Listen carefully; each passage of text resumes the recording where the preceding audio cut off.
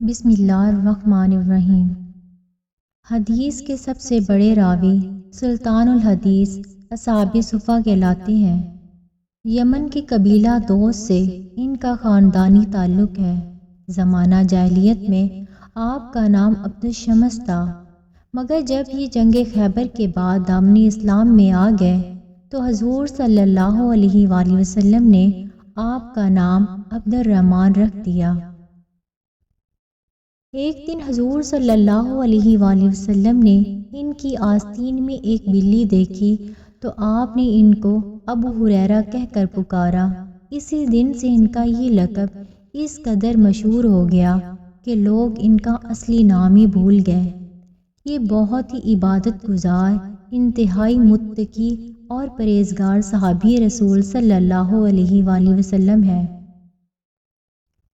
آپ روزانہ 1000 رکعت نماز نفل پڑھا کرتے تھے اور 800 صحابہ اور تابعین آپ کے شاگرد ہیں۔ آپ نے 5374 حدیثیں روایت کی ہیں، جن میں سے 446 بخاری شریف میں ہیں۔ حضرت مجاہد رضی اللہ عنہ بیان فرماتے ہیں کہ حضرت ابو ہریرہ رضی اللہ عنہ فرمایا کرتے تھے کہ اللہ کی قسم، میں بھوک کی وجہ سے اپنے جگر کو زمین سے چپٹا دیتا تھا اور بھوک کی وجہ سے اپنے پیٹ پر پتھر باندھ لیا کرتا تھا۔ ایک دن میں اس راستے پر بیٹھ گیا جس راستے سے یہ حضرات آتے جاتے تھے، چنانچہ حضرت ابو بکر رضی اللہ عنہ وہاں سے گزرے۔ میں نے ان سے کتاب اللہ کی ایک آیت کے بارے میں پوچھا تو میں نے صرف اس لیے پوچھا تاکہ یہ مجھے اپنے ساتھ اپنے گھر لے جائیں۔ چنانچہ حضرت ابو بکر رضی اللہ عنہ وہاں سے گزرے۔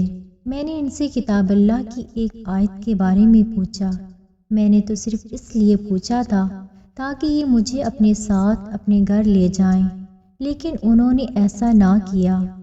غالباً ان کا ذہن اس طرف منتقل نہیں ہوا، یہ ان کو اپنے گھر کا حال معلوم ہوگا کہ وہاں بھی کچھ نہیں ہے۔ پھر حضرت عمر رضی اللہ عنہ وہاں سے گزرے۔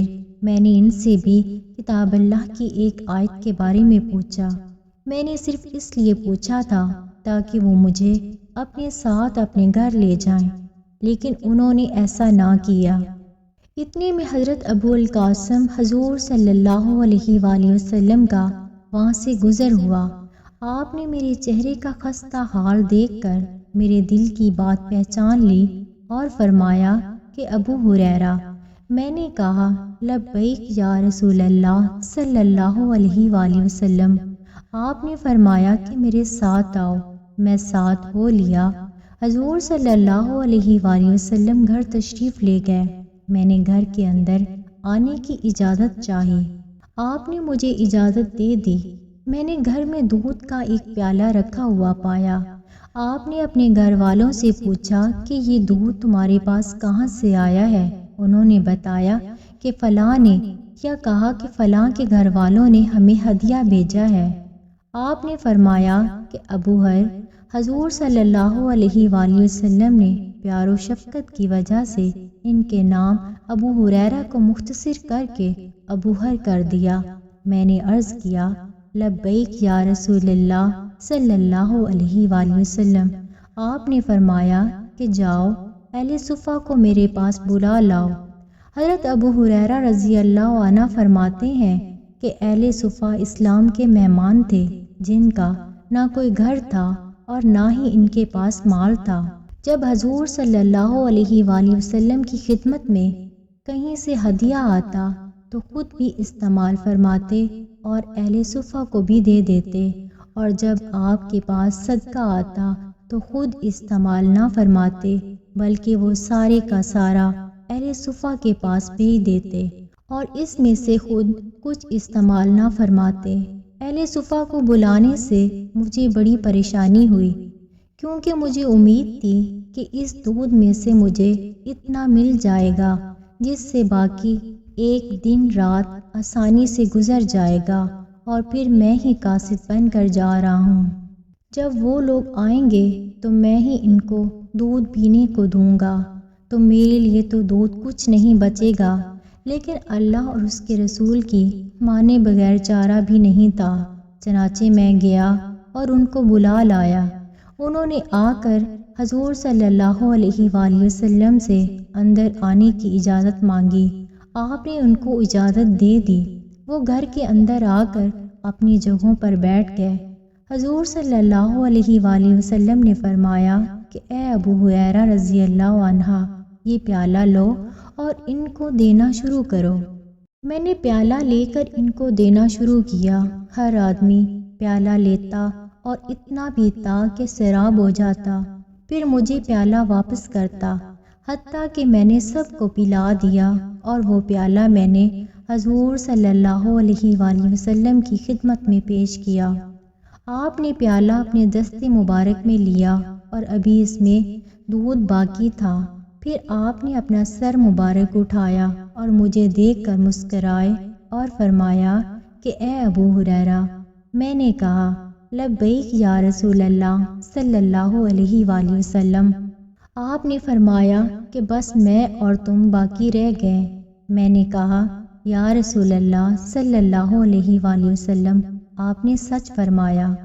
حضور صلی اللہ علیہ وآلہ وسلم نے فرمایا کہ لو اب تم بیٹھ جاؤ اور تم پیو۔ چنانچہ میں بیٹھ گیا اور میں نے خوب دودھ پیا۔ آپ نے فرمایا اور پیو۔ میں نے اور پیا۔ آپ مجھ سے بار بار فرماتے رہے کہ اور پیو، اور میں اور پیتا رہا، یہاں تک کہ میں نے کہا کہ قسم ہے اس ذات کی جس نے آپ کو حق دے کر بھیجا ہے، اب میں اپنے میں اور اس دودھ کے لیے کوئی راستہ نہیں پاتا، یعنی اور دودھ پینے کی گنجائش نہیں ہے۔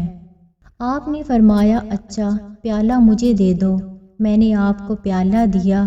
آپ نے وہ بچا ہوا دودھ نوش فرمایا۔ حضرت ابو ہریرہ رضی اللہ عنہ فرماتے ہیں کہ ایک مرتبہ مجھ پر 3 دن ایسے گزرے کہ مجھے کھانے کو کچھ نہ ملا۔ میں گھر سے صفا جانے کے ارادے سے چلا، لیکن میں راستے میں کمزوری کی وجہ سے گرنے لگا۔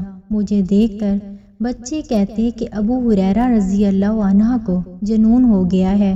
میں پکار کر کہتا کہ نہیں، تم مجنون ہو۔ یہاں تک کہ ہم صفا پہنچ گئے۔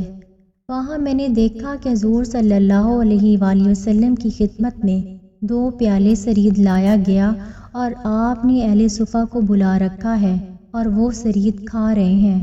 میں گردن اونچی کر کے دیکھنے لگا تاکہ حضور صلی اللہ علیہ وآلہ وسلم مجھے بلا لیں۔ میں اس کوشش میں تھا کہ اہل صفا کھانے سے فارغ ہو کر کھڑے ہو گئے، اور وہ پیالے کے کناروں میں تھوڑا سا کھانا بچا ہوا تھا۔ اس سب کو حضور صلی اللہ علیہ وآلہ وسلم نے جمع فرمایا تو وہ ایک لقمہ بن گیا، جسے آپ نے اپنی انگلیوں پر رکھ کر مجھ سے فرمایا کہ بسم اللہ پڑھ کر کھاؤ۔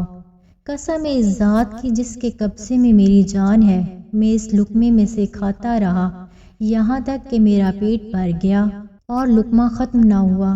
حضرت عبداللہ بن شقیق فرماتے ہیں کہ میں نے حضرت ابو ہریرہ رضی اللہ عنہ کے ساتھ مدینہ میں 1 سال رہا۔